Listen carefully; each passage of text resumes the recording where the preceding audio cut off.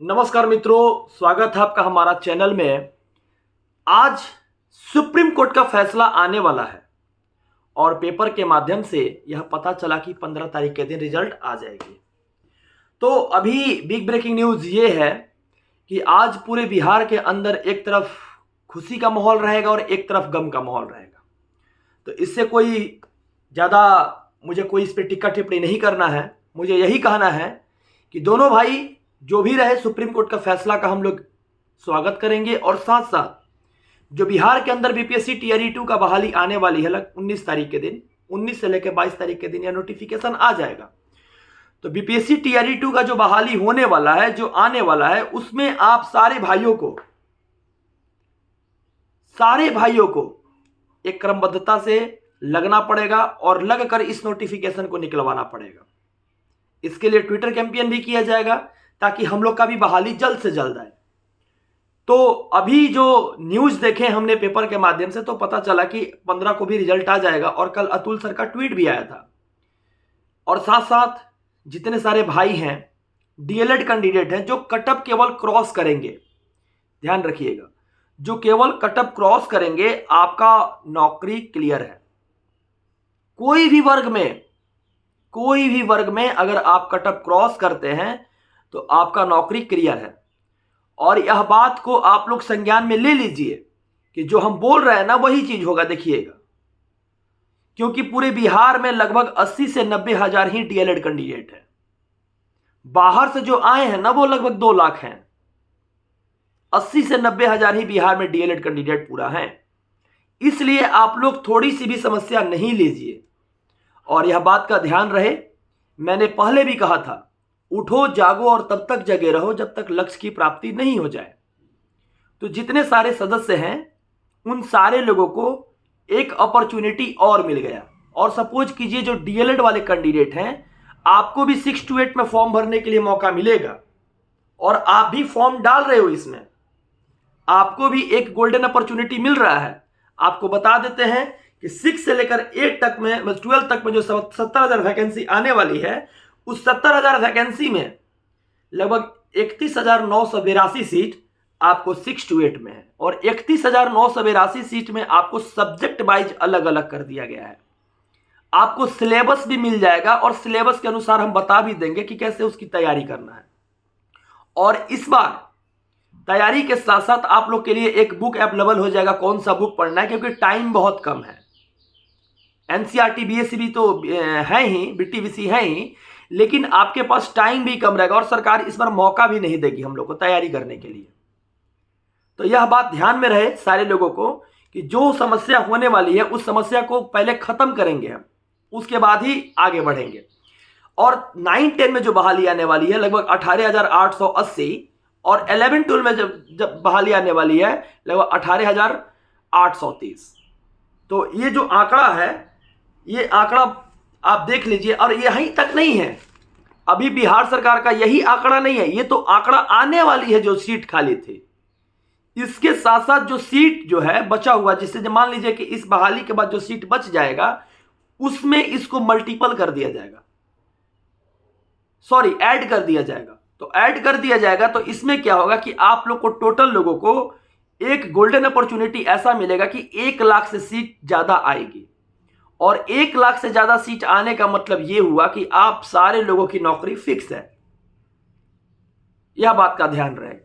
और दूसरी चीज कि जो लोग, जितने सारे लोग हैं इसमें बैठ सकते हैं, 6 to 8 में तो सारे लोगों को मौका मिलेगा 31,982 सीट पे।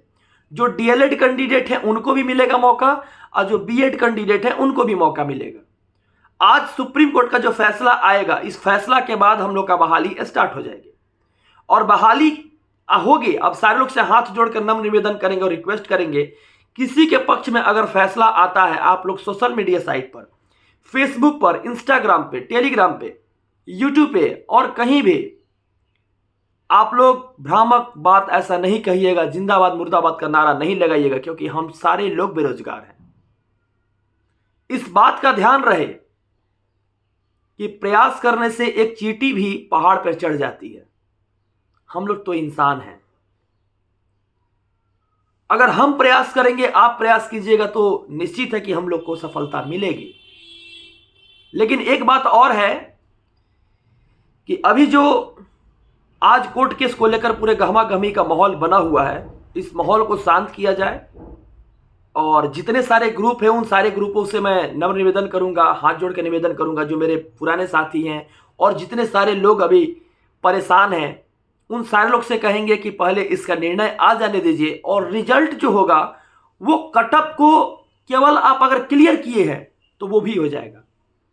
लेकिन एक बात आपको संज्ञान में लेनी होगी कि जो शिक्षा विभाग के तरफ से, बीपीएससी टीआरई के तरफ से 2 नंबर 3 नंबर का जो गलती हुआ है, जैसे किरोसिन तेल वाला था और सुंदरलाल बहुगुणा के वाला था, और भी 1 2 4 3 क्वेश्चन था मेल कैंडिडेट में उनका, और फीमेल कैंडिडेट में जो था उनका, सबको नंबर जोड़कर देगा तो सबको एक तरह से बहुत ही अच्छा होगा, और सारे लोगों का रिजल्ट हो रहा है।